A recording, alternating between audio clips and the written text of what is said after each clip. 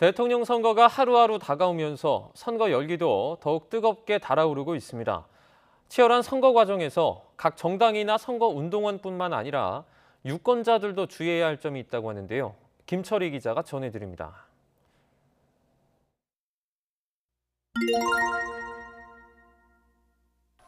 투표율이 다가올수록 치열해지고 있는 대통령 선거.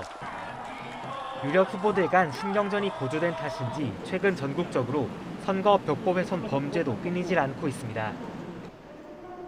경찰이 수사 중인 선거 사범도 명예훼손 사건이 가장 많긴 하지만 선거가 다가올수록 벽보 훼손 사건이 증가하는 추세입니다.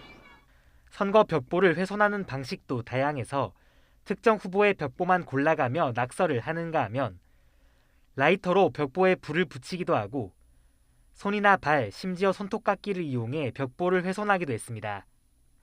사소한 일처럼 여길 수도 있지만 대통령 후보 관련 정보가 담긴 선거 벽보를 훼손하는 건 명백한 범죄입니다.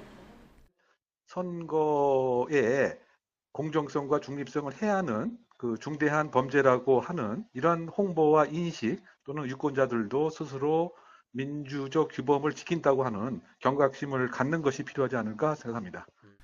실제 공직선거법은 정당한 이유 없이 선거 벽보 등을 훼손하면 2년 이하 징역 또는 400만 원 이하 벌금을 물리도록 규정하고 있습니다. 실제 지난해 4.7 재보궐선거에서 서울시장 선거 벽보 10장을 훼손한 60대 남성은 징역형의 집행유예를 선고받기도 했습니다. 재외투표나 사전투표를 마친 뒤 SNS에는 투표 인증샷이 따르고 있습니다. 대부분 투표소 밖에서 손이나 자신의 모습을 찍은 사진들입니다. 투표소 밖에서는 자유롭게 인증 사진을 찍을 수 있습니다.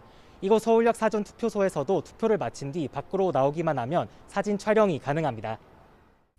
하지만 투표장 안에서라면 이야기가 달라집니다. 현행 선거법은 투표소 안에서 투표 용지는 물론 엄지손가락이나 V자 손 모양 등을 찍는 행위도 모두 금지하고 있기 때문입니다. 이를 어기면 공직선거법에 따라 2년 이하 징역 또는 400만 원 이하 벌금을 내야 합니다. 주의할 점은 또 있습니다. 우선 선거 기간에는 피켓 등을 이용해 1인 시위는 하지 않는 게 좋습니다. 선거 180일 전부터 선거일까지 선거에 영향을 미치려는 목적의 광고물은 설치나 게시가 금지되기 때문입니다. 공무원이라면 특정 후보를 지지하거나 반대하는 글을 올려서도 응원 댓글을 반복해 달아서도 안 됩니다. 허위 사실을 공표해 후보자를 비방한 경우 역시 처벌 대상이니 주의해야겠습니다. YTN 김철입니다.